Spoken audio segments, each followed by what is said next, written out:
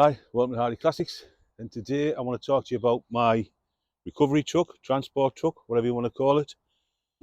It's a Iveco 2022. We had this specially made down at a company in Wisbeach called AMS, and I just want to show you a few things on it and what makes this little truck special. So as you walk around the truck, you can see it's new because it's even got the barcode on the wheels here. We haven't washed them off yet. So it's an aluminium bodied 3.5 ton recovery truck, like I say, built by AMS. Comes with a winch, obviously fold away ramps, and it's obviously used in our business for picking up and delivering classic cars. Now the reason I wanted an Iveco was for the weights. These are the best carrying towing vehicles, 3.5 ton on the road, bar none, in my opinion. And this one especially because it has a slightly different engine to all the other ones you see on the road. All the other ones you see on the road, they're ex-Asda trucks or ex-Texaco trucks or whatever. They're about 120 horsepower or 110 horsepower, and they've got a tiny little, well I say it's tiny, 2.3 engine. But this one has got a 210 horsepower engine. So it's a 3 litre twin turbo, 210 horsepower in a 3.5 ton truck. And we had to order it specially at the time because there was none in the country. So we waited months for it basically. And it was when the global shortage of trucks was out. But I'll just show you around a few things around the truck. Obviously it comes with toolboxes on the side. It's got the winch. The cab's a really nice place to be. It's really spacious.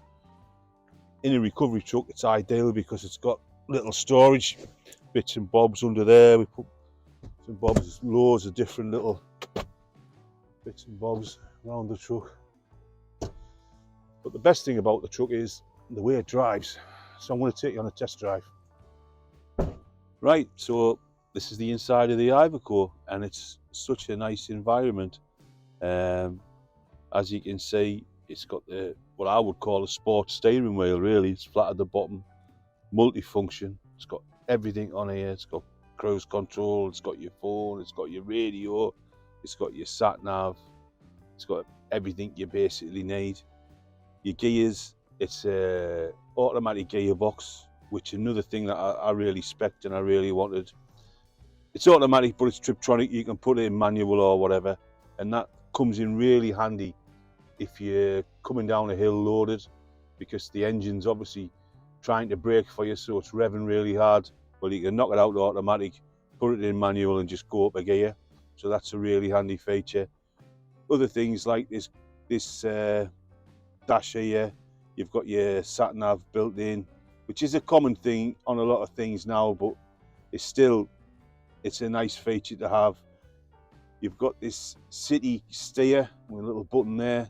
Again, I don't really use it, but if I've got a trailer on, it's handy. I'll just turn the wheel there, then if I press the city steer, you can see how it goes easy. So it makes manoeuvring with the trailer on really easy. Moving down, we actually got a factory fitted tachograph.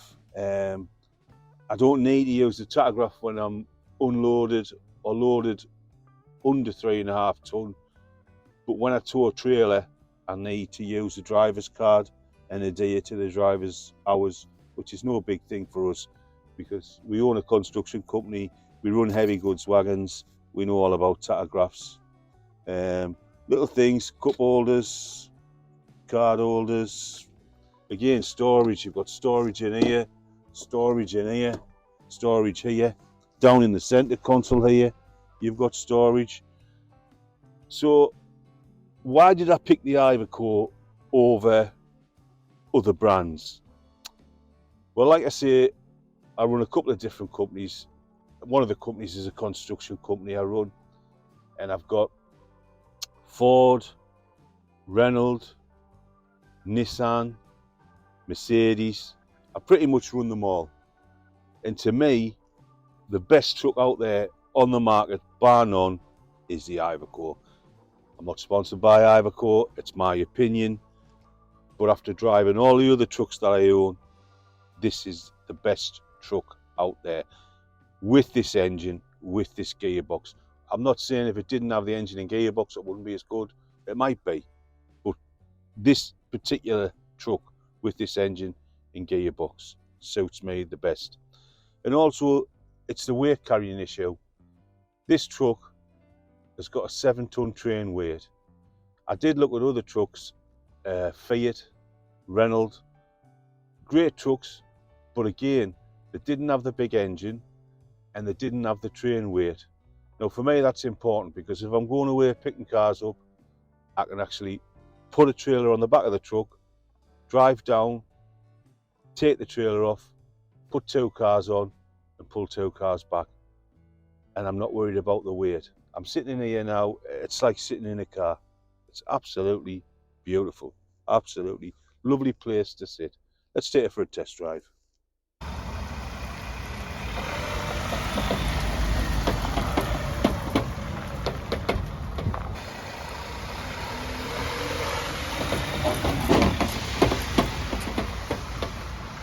Right, we're off.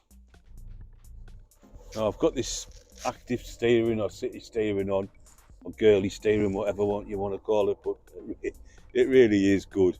It makes you lazy though, and so does driving an automatic. I want to talk a little bit about Iveco, because years ago I wouldn't have entertained Iveco. In the light commercials, they were absolutely rubbish, and I mean pure rubbish. But then again, so was Fiat. Fiat were terrible. Nobody had Fiat vans or Iveco vans. Transit, Bedford, they were the leading marks. And these guys here, they've really done the homework, and they've overtook, in my opinion, Transits. Like I say, we run Transits at work. I've even got a Transit as one of my own personal vehicles. And to be fair, they're a nice, comfortable truck, but the engines in them are absolute rubbish, pure rubbish. This thing here, it's a 3 litre. You don't even know you're driving the thing. The power's unbelievable. It just pulls for fun. And like I say, I put my foot down now, it'll change up the gears, and you're away, 55, 60 mile an hour, 63 mile an hour in seconds. It's unbelievable, really.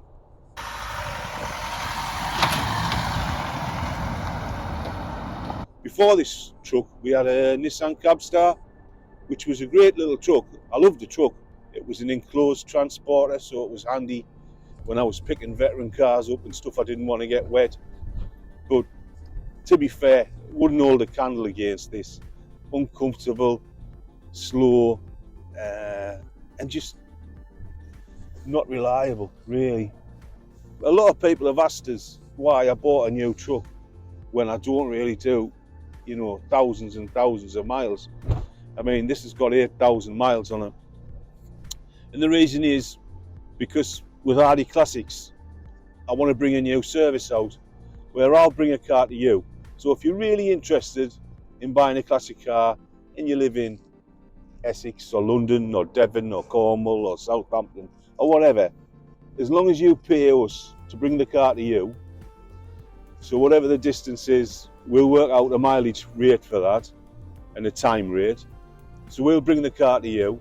If it's not for you, you'll just pay us for the haulage and the time.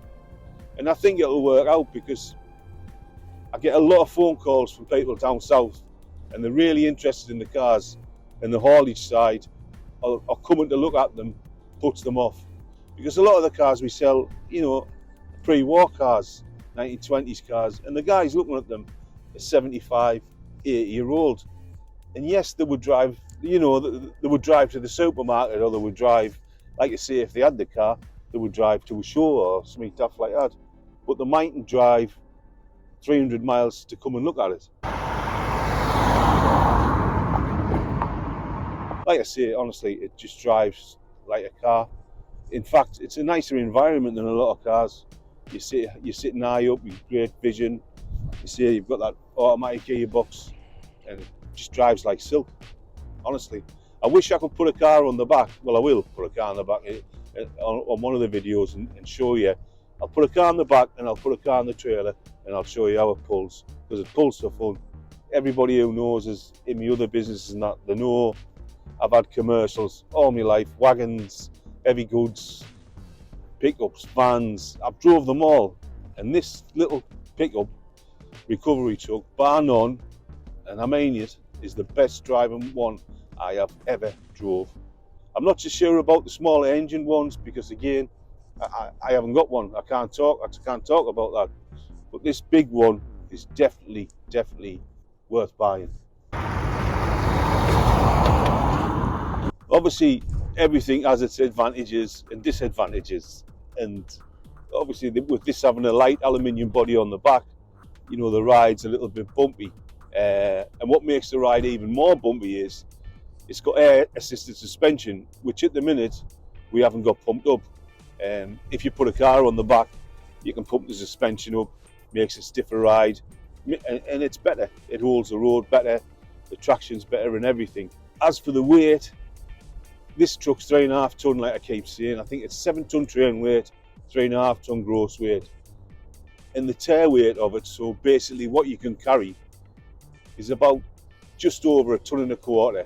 Now that's not a lot, and you'll see these recovery trucks crippled with modern day cars, but a lot of the cars that I buy and sell, they're only light. Some of them don't, well, 90% of them don't weigh a tonne, especially the small pre-war stuff like your Austin 7s, your Morris 8s, all that little stuff there. It's 850 kilos, so it's ideal.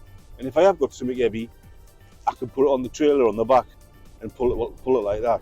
Another niggle on the truck is your diesels on one side and your AdBlues on the other, which I find silly. You know, you should have had both pillars on the same side. Miles to gallon, that's another niggle. Now this truck, if you do 70 mile an hour, the mile to the gallon is absolutely rubbish. It is. You know, it'll drop down to 16, 17, 18 mile to the gallon. If you stick at 60, it'll do 32 mile to the gallon, which is amazing, really. As soon as you put your foot down, you're down with your mile to the gallon. A lot of people said there was, why didn't you get a bigger truck? Why didn't you get a 5.5 tonne or a 6.5 tonne or a 7.5 tonne? Because Iveco make all those weight range trucks. And the reason is for the operator's license. Now, it wouldn't really bother me because I have operator's license because I run wagons. But other people drive the truck, like my wife drives the truck, and she hasn't got a driver's card or anything like that. So she can drive this truck, you know, where if I had an operator's license, she'd have to have a driver's card, she'd have to put the card in, drive to the hours and stuff. So that's one of the reasons why I bought a 3.5 tonne truck. Now the engine in this, like I keep going on and on and on about this engine, this is the 3 litre engine. This engine is the same engine that they put in the 5.5, the 6.5 and the 7.5 tonne trucks. But it's normally 180 horsepower. Well, this is the more powerful 210.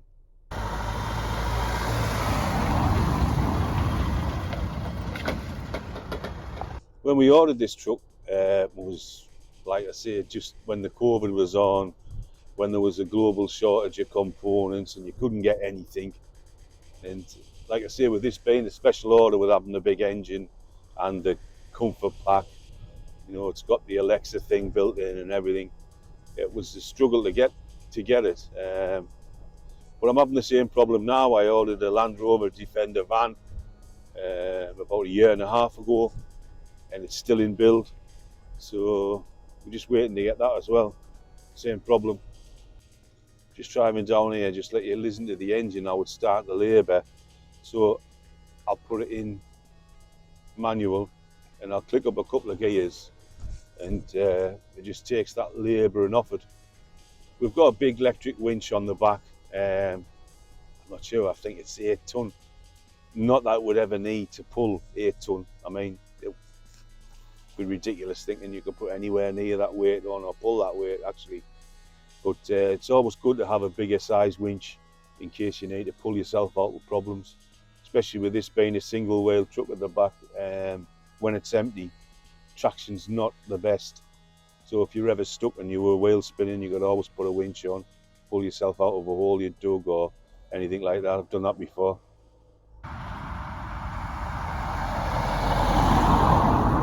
The other thing I want to talk about is the cost of the truck. This one was round about £43,000.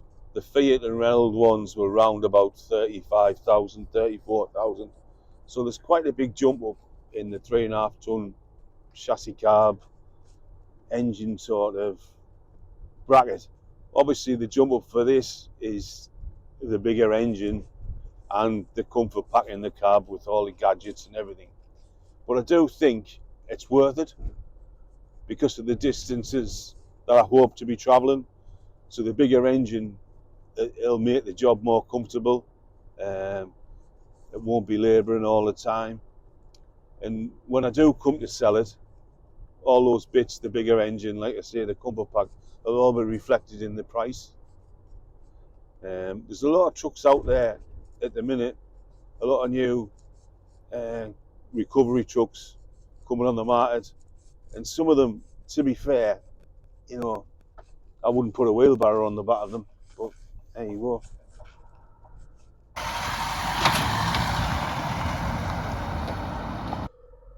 Yeah, so the other way of delivering cars we've got a enclosed Brian James trailer, which is a really nice trailer. It's 6 meters long, tri-axle enclosed trailer, a really low approach for the ramp. The disadvantage of it is the size. It's a really big thing to lug about. Well, that's the test drive over with my Iveco recovery truck. Well, if you like this video or any of the other videos we do, subscribe to us on Instagram, watch us on Facebook, Twitter, watch our new reels on whatever it's called. What's it called? I don't have a clue. I haven't got a clue either. So if you like this video or any of the other ones we do about the classic cars, subscribe. Right, start again. So if you like this video, put a thumbs up, subscribe to us on Instagram, YouTube, Facebook, anything like this. It's all beyond me. Anyway, bye bye now.